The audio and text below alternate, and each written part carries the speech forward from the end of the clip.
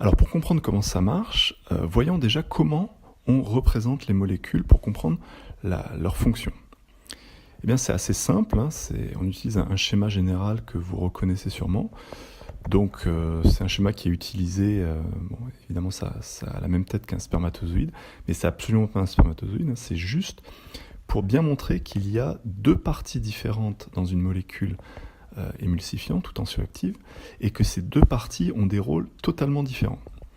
Donc ici, ce qu'on va appeler la queue, c'est en fait une longue chaîne carbonée, eh bien cette queue, elle est dite lipophile. Alors lipophile, qu'est-ce que ça veut dire ? Eh bien vous reconnaissez lipo, comme dans lipide, ou dans liposuction. Donc la liposuction, c'est le fait d'enlever avec des appareils le trop-plein de graisse qu'il y a à certains endroits du corps chez certaines personnes. Donc lipo, ça veut dire graisse, et phile, ça veut dire qui aime.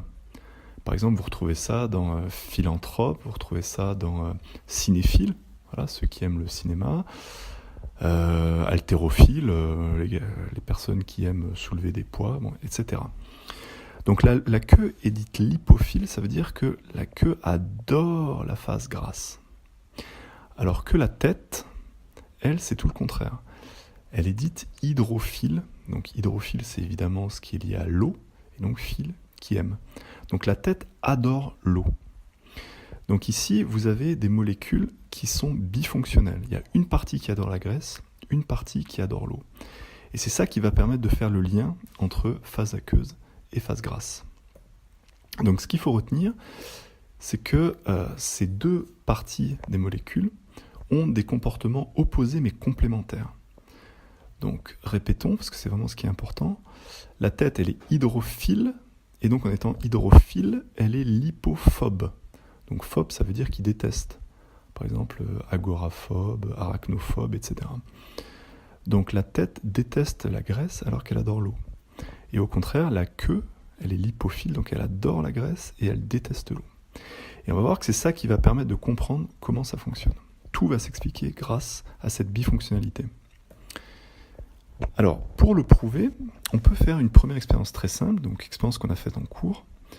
Donc on met du poivre, on saupoudre de poivre une surface d'eau, donc de manière homogène, et on plonge le doigt dans du savon, qui contient donc des molécules émulsifiantes ou tensioactives, et ensuite on plonge le doigt au centre du bol. Et ce qu'on obtient, c'est ça. Donc la surface a été entre guillemets nettoyée de poivre. Autrement dit, tout le poivre présent au centre a été poussé sur les côtés. Alors comment comprendre ça ? Eh bien, grâce à ce schéma des molécules tensioactives ou émulsifiantes, eh bien voilà ce qui se passe. Donc au départ, voilà la situation de l'eau, donc en vue de coupe, et au moment où on met le doigt avec du savon dessus, eh bien on force des molécules tensioactives à aller dans l'eau. Sauf que, encore une fois, ces molécules ont une partie qui déteste l'eau.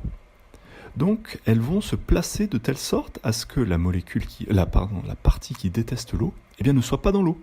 Donc, elles vont se mettre comme ça, toutes droites, les unes à côté des autres. Comme ça, la tête est dans l'eau, elle est contente, et la queue, elle n'est pas dans l'eau, et elle est contente aussi. Donc, tout va bien dans le meilleur des mondes. Ici, voilà, la molécule est contente. Du coup, qu'est-ce qui se passerait si je continuais à rajouter du savon dans l'eau ? Eh bien, on aurait d'abord ça. Donc, il y aurait de plus en plus de molécules à la surface de l'eau, mais toujours que les têtes. Et puis, si vous rajoutez encore des molécules, eh bien, oh là là, les queues veulent surtout pas aller dans l'eau, donc hop, elles vont se mettre comme ça, tête bêche, de telle sorte que la queue touche surtout pas l'eau. Et donc, on a ce qu'on appelle ici une bicouche. Mais si maintenant vous êtes vraiment très très méchant et que vous allez forcer ces molécules à rentrer dans l'eau, alors c'est très simple, vous mélangez, vous touillez, vous prenez une cuillère, votre doigt, plop, plop, plop, plop, plop. Donc vous les forcez à se mélanger avec l'eau. Eh bien, elles ont encore un tour dans leur sac. Elles vont faire un petit peu comme les légions romaines quand elles attaquaient les Gaulois. Eh bien, elles vont faire une formation qui va permettre aux queues toujours de ne pas toucher l'eau. Voilà ce qui va se passer. C'est qu'en mélangeant, eh bien, les molécules vont faire comme ça une sphère. Toutes les têtes vont se mettre à l'extérieur, donc les têtes vont être en contact avec l'eau, et par contre, ici, les queues vont être dans de l'air. elles vont enfermer de l'air, et comme ça, les queues ne vont toujours pas toucher l'eau. Et bien là, vous venez de faire une bulle. Voilà pourquoi le savon, bulle ou mousse. C'est parce que les molécules ne veulent surtout pas mettre leur queue dans l'eau. Et donc, elles vont enfermer de l'air, et comme ça, tout va bien, elles sont contentes. Cette structure, ici, donc, d'une partie des molécules qui font écran pour que l'autre partie soit contente, eh bien, c'est ce qu'on appelle une micelle. Donc, c'est l'autre mot important de ce cours. Donc, on a vu d'abord ces émulsions, le mélange de deux phases aqueuses et grasses. Et donc, ici, deuxième mot important, la micelle. Et donc, cette micelle, c'est une structure qui permet de protéger certaines parties des molécules tensioactives. Alors, voilà, ça explique pourquoi il y a des bulles, mais on ne comprend toujours pas comment ces molécules font pour rendre stables les émulsions. Eh bien, on va le comprendre maintenant. Revenons sur la mayonnaise. Donc la mayonnaise, il y a beaucoup plus de phases grasses que de phases aqueuses. Donc ici, en jaune, j'ai représenté l'huile. Et donc, on a mélangé très très fort l'huile avec la phase aqueuse, donc la moutarde, le vinaigre, etc. Et donc, on admet qu'il existe des molécules émulsifiantes tensioactives qui viennent du jaune d'œuf. Et donc, qu'est-ce qui va se passer ? Eh bien, regardez, ici, les têtes de ces molécules tensioactives viennent se mettre dans les gouttelettes d'eau, enfin de phase aqueuse, et les queues, elles, se mettent à l'extérieur. Comme ça, à nouveau, tout le monde est content. Les queues sont dans du gras et les têtes sont dans de la phase aqueuse. Et donc, vous avez ici, en fait, les gouttelettes qui sont des micelles. C'est en quelque sorte des gouttelettes protégées par un écran qui est en fait un ensemble de molécules tensioactives autour. Et donc, pourquoi la mayonnaise est stable ?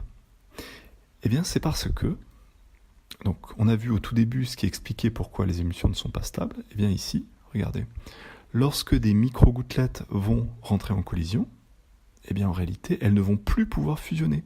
Parce qu'ici, c'est un peu comme s'il y avait des ressorts. Eh bien, lorsqu'elles vont arriver l'une sur l'autre, eh bien, elles vont rebondir l'une sur l'autre et elles vont repartir ailleurs. Et donc, il ne va plus y avoir fusion des micro-gouttes aqueuses, et donc il ne va plus y avoir décomposition entre les deux phases. Autrement dit, grâce aux molécules tensioactives, eh bien, l'émulsion est stable. Le mélange va rester tel quel. Alors maintenant, comprenons en quoi les molécules tensioactives permettent de nettoyer des taches grasses. Alors imaginons qu'ici on ait un bout de vêtement qui soit taché, donc ici on a la tache de graisse. Si on utilise uniquement de l'eau, eh bien il ne va rien se passer parce que la graisse elle est bien accrochée au vêtement et donc elle ne va pas partir avec l'eau. Mais si maintenant vous rajoutez dans l'eau des molécules tensioactives, donc hop, on rajoute des molécules tensioactives, on mélange, et donc il va y avoir certaines molécules tensioactives qui vont arriver sur la graisse. Eh bien, qu'est-ce qui va se passer ? Eh bien, la partie qui adore la graisse, elle va, clac, venir se mettre dedans, s'accrocher à l'intérieur. Ici, celle-là, pareil, clac, elle va se retourner, clac, elle va se mettre comme ça. Du coup, au bout du compte, si on a mis suffisamment de molécules tensioactives, eh bien, voilà ce qu'on va obtenir. La tache de graisse va être piquée comme ça par un ensemble de molécules tensioactives, avec la queue qui aime la graisse, donc qui est mise dedans, qui est fixée à l'intérieur, et la tête qui aime l'eau, qui elle reste à l'extérieur. Et du coup, lorsque vous allez vidanger l'eau, donc vous faites partir l'eau, ou vous rincez, quoi, donc l'eau va s'en aller. Mais si l'eau s'en va, les têtes elles font « Oh non, pars pas !» Donc les têtes vont avoir envie de suivre l'eau, parce qu'elles aiment l'eau. Donc elles vont subir une force qui a tendance à les faire aller avec l'eau.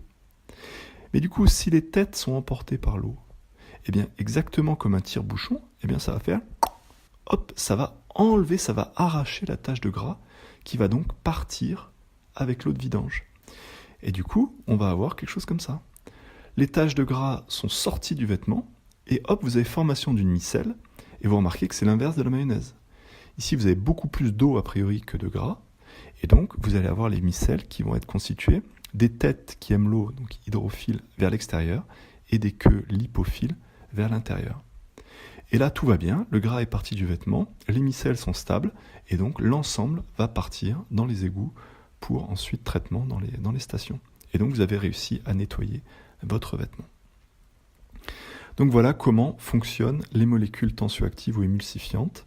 Elles stabilisent les émulsions grâce à leur bifonctionnalité et elles permettent également donc d'enlever le gras de certaines surfaces. Alors pour finir, il y a d'autres solutions qu'utiliser des molécules émulsifiantes pour rendre les émulsions stables. Alors il y en a plusieurs. Si vous en rencontrez certaines au bac, elles seront expliquées en détail dans des documents.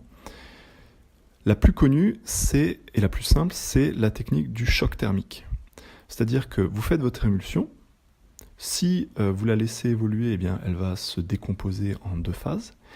Mais si, dès que vous l'avez faite, vous la refroidissez très très fort, donc vous la mettez en contact avec quelque chose de très très froid, donc typiquement par exemple dans de l'eau glacée, eh bien du coup, les micro-gouttelettes, elles vont se figer, elles ne vont plus avoir de mouvement suffisant pour entrer en collision les unes avec les autres. Et du coup, s'il n'y a plus de collision, il n'y a plus de reformation de la phase grasse dans la phase aqueuse. Et donc l'émulsion va se stabiliser. C'est par exemple le principe d'une crème chantilly. Alors pour finir, donc quelques preuves de ce qu'on vient de dire. Donc j'ai ouvert tous mes placards et j'ai sorti quelques tablettes de chocolat et on va regarder un petit peu ce qu'il y a dedans. Alors on commence, donc il y a plusieurs tablettes, donc je me permets de dire les marques. Donc là vous aurez peut-être reconnu le fameux chocolat qui est mis dans le papier par des marmottes, donc Milka. Donc si on regarde les ingrédients, d'abord du sucre, c'est très sucré, le chocolat au lait. Ensuite beurre de cacao, donc phase grasse, poudre de lait, pâte de cacao, ça c'est plutôt une phase aqueuse. Donc ces 2 phases ont tendance à se séparer, mais du coup ici vous avez ajout de l'émulsifiant qui est de la lécithine de soja. Donc voilà ce qui permet au chocolat d'être une émulsion stable, donc une phase bien homogène. Alors si on regarde du chocolat noir, donc ça c'est une marque, je ne me souviens plus, c'est beaucoup plus cher. Voilà, c'est Valrhona. Et donc c'est du chocolat noir, 64%. Alors c'est pas très clair, mais voilà, ici on reconnaît émulsifiant, à nouveau lécithine de soja. Donc là, voilà, on a compris le cours, donc on n'est pas étonné, il y a de l'émulsifiant. Ici, vous avez d'autres chocolats, donc ça c'est du chocolat au lait suisse, et à nouveau émulsifiant, lécithine de soja. Bon, ça devient peut-être un petit peu lassant. Ici, on a du chocolat, vous savez, pour mettre sur les gâteaux. Donc c'est hollandais. Alors là, c'est tout petit. On voit pas très bien, mais il y a à nouveau de la lécithine de soja. Donc on pourrait dire, bon, ok, on a compris. Pour faire du chocolat qui soit une belle phase homogène, il faut de l'émulsifiant. Eh bien non, parce que si on continue, donc ici on a du chocolat pâtissier, donc pour mettre dans les gâteaux, ça c'est la marque Lidl, et on voit émulsifiant, ok. Et si on passe ici au Lindt 70%, eh bien on a pâte de cacao, oh là là on voit très très mal, sucre, cacao maigre, beurre de cacao, émulsifiant. Donc pardon, là aussi il y a encore l'émulsifiant, mais par la suite il n'y en a plus. Donc ça c'est le Nestlé, pareil, chocolat pour mettre dans les gâteaux, pâte de cacao, sucre, beurre de cacao, arôme naturel, et c'est tout. Donc là, il n'y a pas d'émulsifiant, et pareil, dans le Lindt 78%, où sont les ingrédients là, pâte de cacao, beurre de cacao, sucre, cacao maigre, beurre laitier, concentré, et c'est tout. Donc on voit qu'en fait, il y a d'autres techniques qui peuvent permettre de se passer des émulsifiants. Sauf que souvent, ces autres techniques sont soit plus longues, soit plus coûteuses, et du coup, les industriels vont souvent utiliser la méthode la plus simple et la moins chère pour eux, qui est de rajouter ces molécules émulsifiantes qui coûtent vraiment très très peu cher, et en plus, il suffit d'une petite quantité, et ça suffit pour remplir sa fonction. Voilà, et ici, pour finir, vous avez d'autres types de chocolat, donc ça c'est du cacao en poudre, donc celui qu'on met dans du lait par exemple. Donc ici, cacao en poudre non sucré, correcteur d'acidité, et c'est tout. Donc là c'est de la poudre, donc il n'y a pas besoin de faire un mélange homogène. Et là vous avez du chocolat 99%, et donc vous avez que cacao, beurre de cacao et c'est tout. Voilà donc pour cet aspect pratique. À bientôt.